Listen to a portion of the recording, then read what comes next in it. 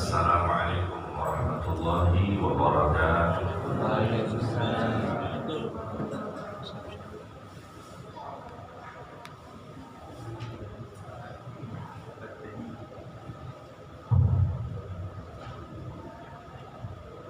Bismillah, alhamdulillah, wassalatu wassalamu ala rasulillah Sayyidina Muhammad ibn Abdillah wa ala alihi wa sahbihi wa wala. Amma ba'd, hadratal muhtaramin, para alim, para ulama, para sufi, para jamaah yang dirahmati Allah Subhanahu wa taala. Tidak terasa kita sudah masuk ke malam 15 dari bulan Ramadan. Artinya kita sudah dapat separuh dari puasa kita. Mudah-mudahan Rabbana sami tansah bina dengan sehat walafiat dan diberikan kekuatan untuk menuntaskan ibadah puasa dan qiyamul lail sampai akhir Ramadan. Amin Allahumma amin. Kajian kita malam hari ini adalah membahas tentang pasar di surga. Pasar senggol sampai pun separah di pasar di surga. Tarawih kalau beliau dipun muliakan Allah Subhanahu wa taala, begitu mendengar kata pasar, apa sih bayang nih?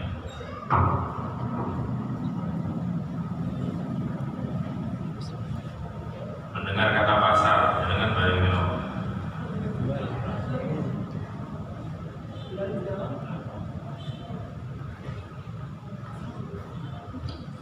Rojo, apa balik? Apa? Naya. Pasar. Di dalam bahasa Arab, pasar itu disebut dengan suk. Apa bu? Suk. Suk ini artinya pasar. Ternyata suk itu diambil dari kata sak yang jamaknya adalah suk. Sak atau suk itu artinya betis. Jadi pasar niku, suk niku artinya betis. Kenapa? Karena biasanya orang di pasar itu berdiri dan bertopang kepada betisnya. Di pasar biasanya kalau mendung kita ngajar karena ngadeg suwe sing linu-linu betise hingga disebut dengan suk. Suk juga artinya berbondong-bondong atau dikiring, karena biasanya pasar itu begitu dibuka maka orang berbondong-bondong masuk ke dalamnya.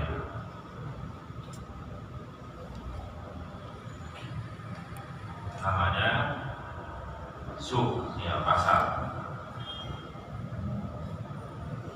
Lah bahasa Indonesia nya pasar, bahasa Jawa nih pasar, akan pasar. Barang kalau apa kok jenenge pasar. Tapi kalau tak pikir-pikir ini mungkin apa kok jenenge pasar. Pasar itu beda kelawan Semalaya.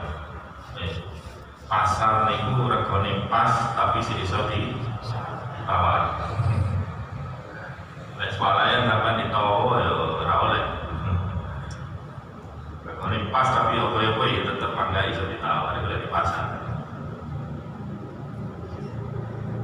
Berbicara tentang pasar, di zaman Kanjeng Nabi ki wonten pasar.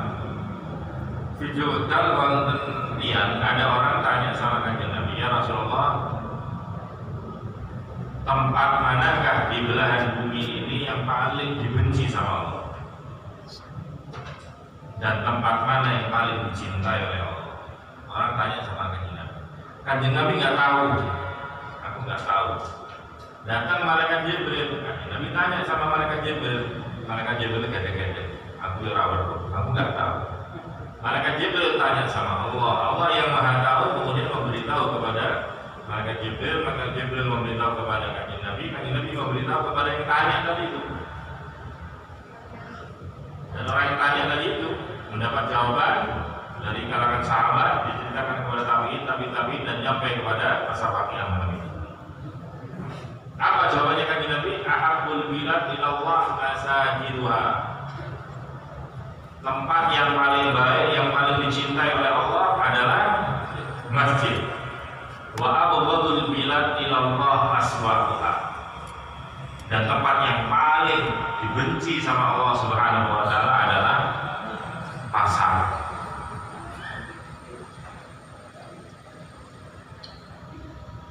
Napa pasar ini dibenci? Kenapa dibenci oleh Allah Subhanahu wa taala? Dikatakan oleh Imam Nawawi, li'annaha mahallul ghishi. Karena pasar itu biasanya tempat orang berlaku curang, menipu, wariba, wal aiman al-kadzibah, tempatnya orang sumpah palsu, wa ikhlaful wa'di, menyalahi janji, wal i'rad an dzikrillah, lupa mengingat Allah Subhanahu wa taala. Biasanya itu kelawan sama pasar wakil. Dengan demikian, maka Salman Al-Farisi, seorang sahabat yang mengatakan, la takunanna in istata'ta awwala man yadkhulu suq. Iso, kalau bisa, Anda jangan menjadi orang yang pertama masuk pasar. Boleh dengan ini datang ke pasar, tapi jangan menjadi orang yang pertama masuk pasar. Ini saja. Wala akhiru man yakhruju minha. Jangan menjadi orang yang keluar terakhir dari pasar. Fa innaha ma'rakatu syaitan. Karena pasar itu tempat berkumpulnya setan, wa biha yunsabu rayatuhu, dan di dalam pasar itu bendera-bendera atau panji-panjinya setan ditancapkan dan dikibarkan. Beliau juga mengatakan inna suq mabiyatu syaitan wa mafrahu. Pasar itu tempat beranak pinaknya setan. Nanti setan itu beranak pinak, endok-endok niku deh pasar. Nah, karena di situ tempat ngendoknya setan, maka jangan menjadi orang yang pertama datang ke pasar dan jangan menjadi orang yang terakhir keluar dari pasar. Kuatir kok mulai ngondok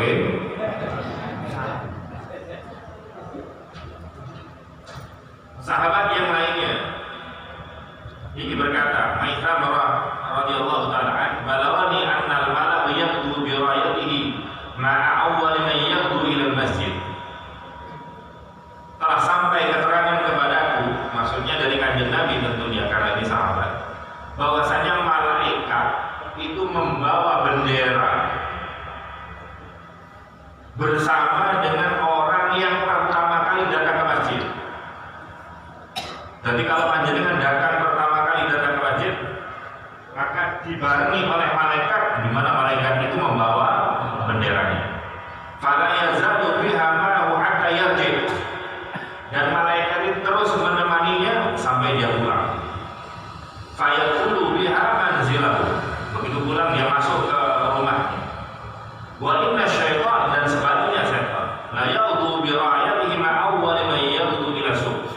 Dan sebaliknya, sebagaimana keterangan di atas, bahwasanya setan itu membawa dan mengibarkan benderanya dan akan menemani orang yang pertama kali datang ke pasar. Wonten sing ahli pasar niki?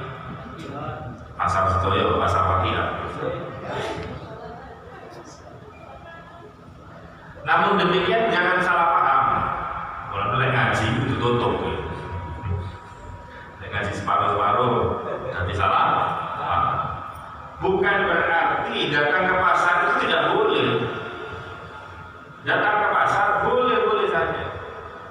Bahkan para nabi ini semuanya juga datang ke pasar. Gusti Allah menceritakan wa ma arsalna qablaka minal mursalin illa innahum la ya'kuluna ta'am wa yamshuna fil aswaq. Tidak ada utusan sebelum engkau, wahai kanjeng Nabi, maksudnya nabi-nabi sebelumnya, di antara rasul-rasul sebelumnya, kecuali mereka makan makanan dan mereka juga berjalan masuk ke pasar. Jadi lek nabi mlebu ning pasar, tiyang sakniki panjenengan mlebu ning pasar yo ora apa. Tidak masalah, boleh. Orang ingkang mulya dipun mulai dening Allah Subhanahu wa taala. Jadi masuk ke pasar itu bukan perbuatan tercela. Yang tercela itu menipunya, berbohongnya, sumpah palsunya, ngedabrusnya, ngapi-ngapi barangnya dhewe, lek barangnya kembali dielek-elekno. Gini ku yang tercela, yang jelek.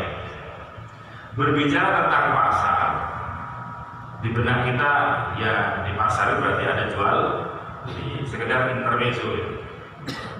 Ini ada orang supaya dagangannya laris dia promosi, beli satu dapat dua, beli satu dapat dua, beli satu dapat dua. Memang kamu jualan apa? Jualan sepatu. Jualan sepatu beli satu itu kan mau kirim kok kanan bayar kanan kiri. Namanya orang kalau jualan, bagaimana dia berusaha agar dagangannya bisa laku. Satu ketika ada seorang sales jualan sepeda, datang kepada seorang petani. Petani sampai di toko sepeda ini. Ternyata tidak tahu petaninya. Kata petani, ketimbang duit kutan tembak kayak tuku sepeda, anggur tak tuku sapi ya.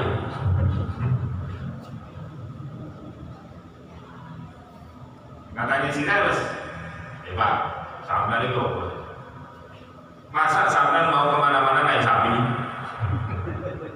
Mau naik sepeda, lucu loh, masuk kaki sapi gitu, melencer.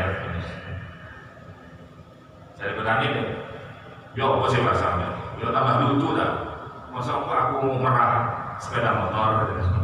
Waktu jadi nginggu sapi jadi so diper susu deh. Di sepeda motor yang diper sopone.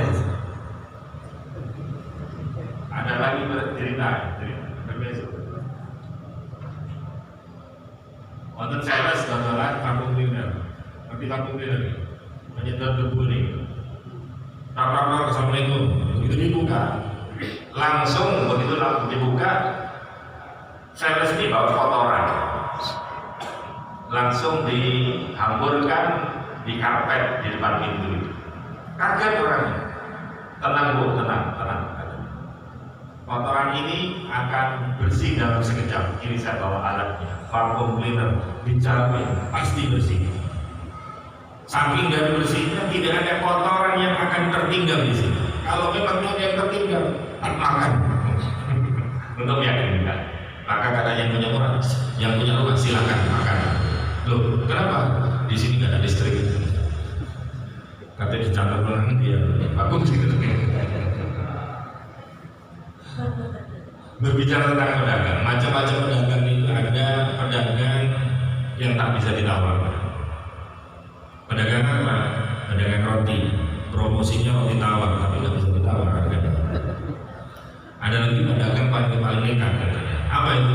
Tukang gas. Sudah tahu turunan itu gas.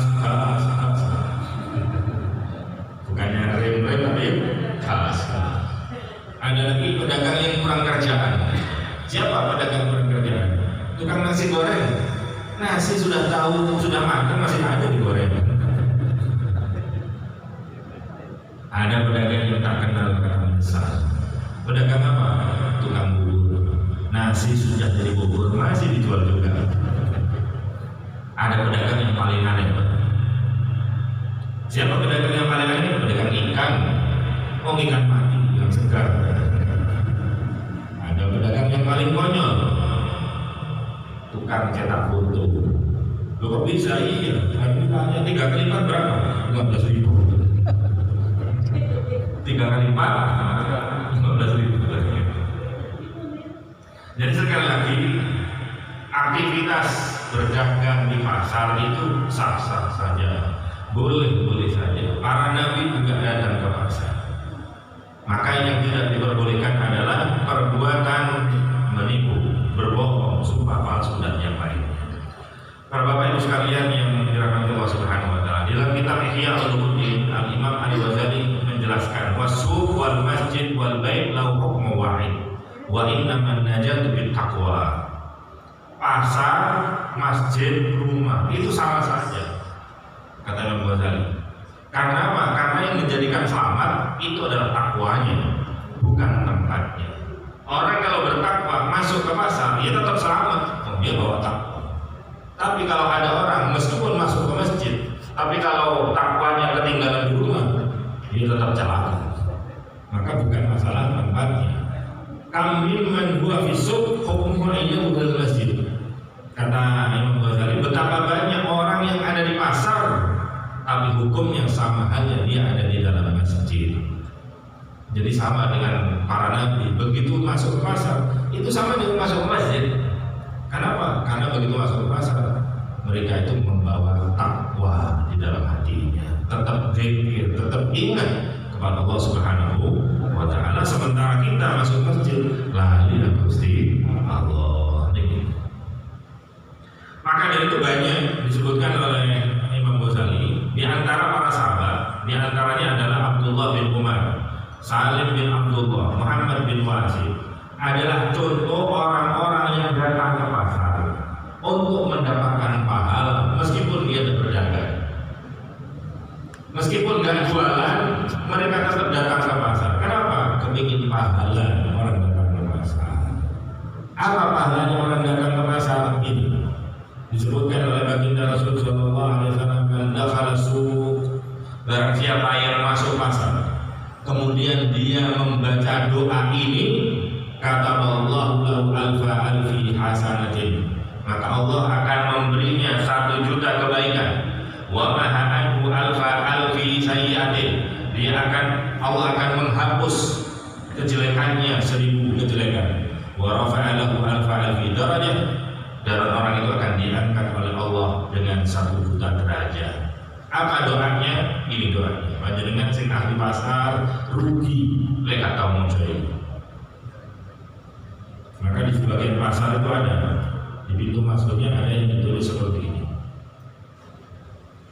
Ini hitungannya. Ketika hitungannya, la ilaha illallah wahdahu la syarikalah, lahul mulku wa lahul hamdu yuhyi wa yumiit wa huwa hayyul la yamut biyadil khair wa huwa ala kulli syai'in qadir. Panjenengan mau masuk pasar, baca doa ini, maka Anda akan mendapatkan 1 juta kebaikan, dosa 1 juta dihapuskan, derajat 1 juta diberikan oleh Allah. Maka tadi sebagaimana ada orang-orang yang disebutkan, orang-orang soleh terdahulu disebutkan oleh Imam Ghazali, meskipun tidak punya beda, tidak punya toko, tapi dia masuk ke pasar. Ngapain? Untuk baca doa ini supaya mendapatkan fadilah, keutamaan masuk pasar. Sekali lagi, panjenengan yang berdiri di soko pasar rugi dan sampai ke harapan untuk ini dibaca. Maka tatkala masuk pasar, Anda tidak hanya mendapatkan duit, mendapatkan belanjaan, tapi pula panjenengan membawa pahala yang begitu besar. Berbicara pasar, maka aktivitasnya adalah berdagang. Ternyata berdagang ini tidak hanya kita, Allah Subhanahu wa taala juga berdagang. Allah juga mengadakan aktivitas jual beli. Di dalam surat At-Taubah 111, Allah berfirman, Innallaha ashtara minal mu'minina anfusahum wa amwalahum bi anna lahumul jannah. Sesungguhnya Allah membeli.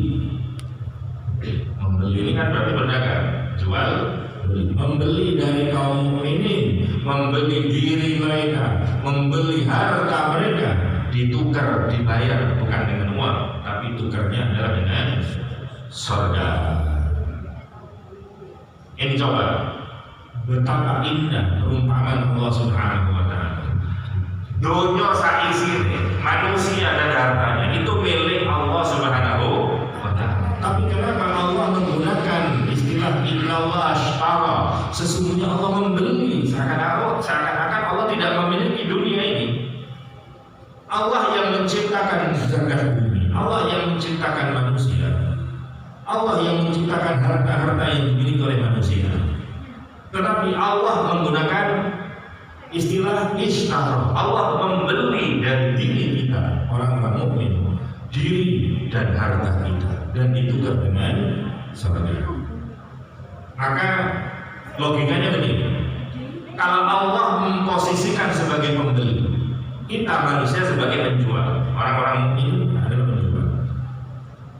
Kalau panjenengan punya HP, Anda punya HP, Anda bebas leluasa menjalankan HP sampean, digunakan untuk apa saja terserah, betul.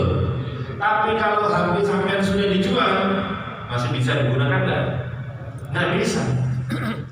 Maka kalau HP yang sudah dijual tapi tetap dipegang oleh panjenengan, maka HP itu tidak boleh digunakan kecuali sesuai dengan kemauan yang membeli atau pemiliknya. Diri kita, harta kita sudah dibeli oleh Allah Subhanahu wa Ta'ala. Maka diri kita dan harta kita tidak boleh digunakan semau kita. Karena itu sudah dibeli oleh Allah. Maka diri kita, badan kita, harta kita yang sudah dibeli oleh Allah Subhanahu wa Ta'ala harus digunakan sesuai dengan kehendak pembeli dan pemiliknya, yaitu Allah Subhanahu wa Ta'ala. Untuk apa? Ya, untuk ibadah, untuk kebaikan. Maka jangan pernah kita menggunakan diri kita dan harta kita dengan sesuatu yang menjadikan Allah murka. Bapak-bapak sekalian yang dirahmati Allah Subhanahu wa Ta'ala, berbicara tentang pasar, tidak hanya di dunia ada pasar, ternyata di surga pun ada pasar. Nang swarga wonten pasar. Hadis sahih riwayat Muslim, inna fil jannati lasuqan ya'tunaha kulla jum'ah. Di surga itu terdapat pasar, yang mana pasar ini didatangi oleh orang-orang ahli surga setiap hari Jumat, artinya satu pekan, seminggu semisal. Fatahu buri'u shimal fatahtu fi wujuhihim wa thiyabihim fayazdaduna husna wa jamalan. Maka tatkala orang itu datang ke pasar, ada angin semilir menerpa wajah mereka dan pakaian mereka.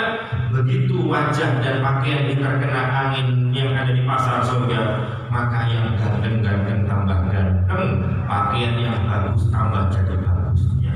Fayarji'una ila ahlihim, tatkala mereka pulang ke rumah-rumah mereka, istana-istana surga, wa qad izdadu husna wa jamala, dalam keadaan lebih ganteng, lebih cantik dan lebih indah bajunya. Fayaqulu lahum ahluhum, keluarga mereka yang ada di rumah itu panggil, wallahi laqad izdadtum ba'dana husna wa jamala.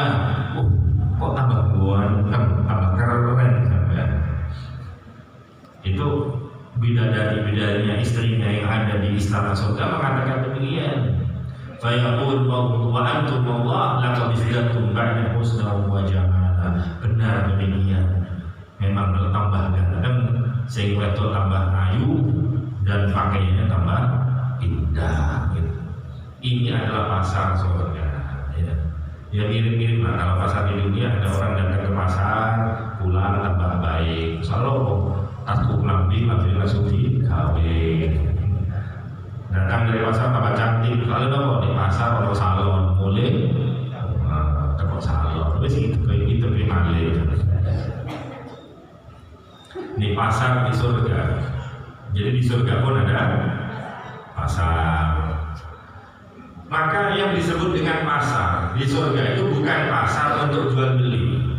Al-murad bisu, kata Imam Nawawi rahimahullah, yang dimaksud dengan pasar itu majma'un lahum yajtami'una kama yajtami'una fid dunya fi suq. Adalah tempat berkumpul sebagaimana tempat berkumpul di dunia adalah pasar. Jadi wong nongkrong, lungguh-lungguh jagongan, setiap seminggu sekali di situ bertemu dengan teman-temannya. Jadi ketemu be konco-koncone. Wong niku masih mau main wapi, bojone ayu, mobil bagus, tapi gak duwe konco.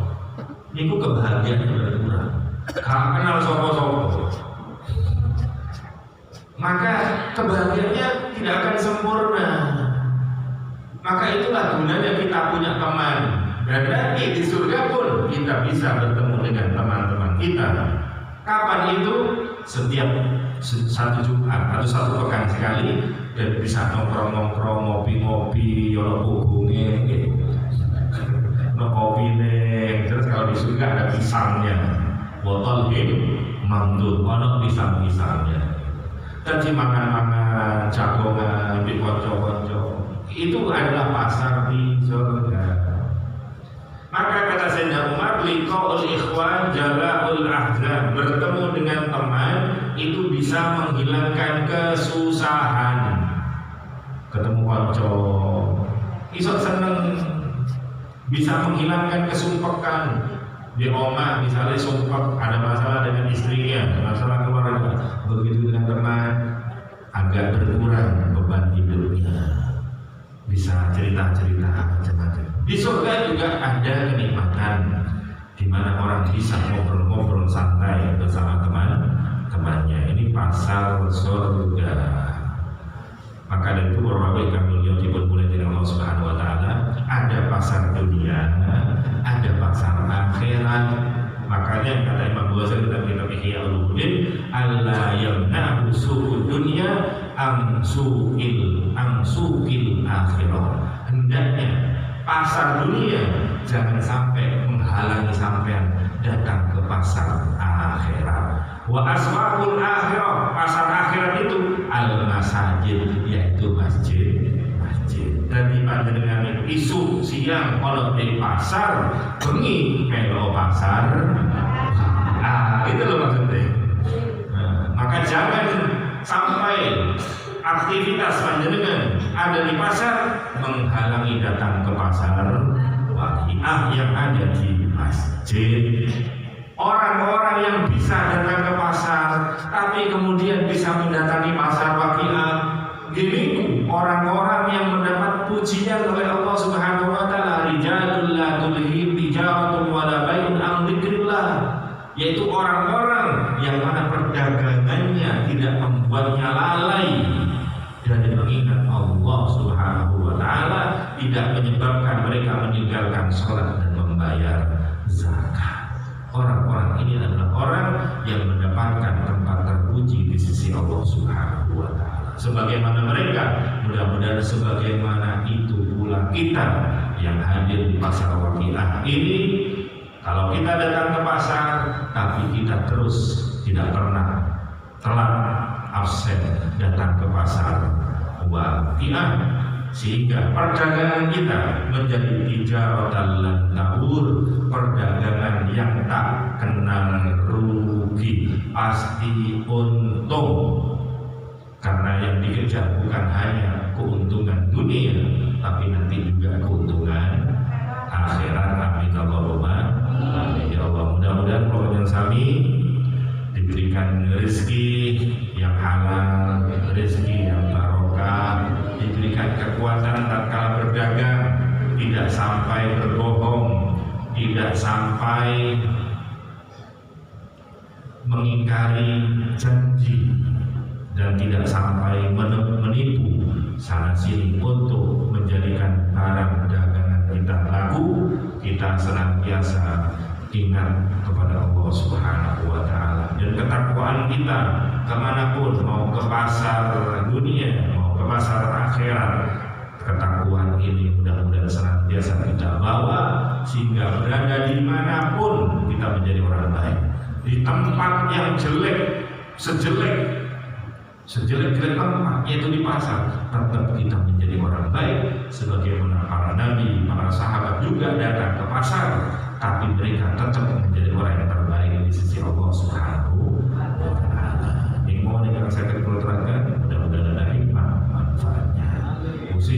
ونفسي تقوى الله سبحانك اللهم وبحمدك أشهد أن لا إله إلا أنت أستغفرك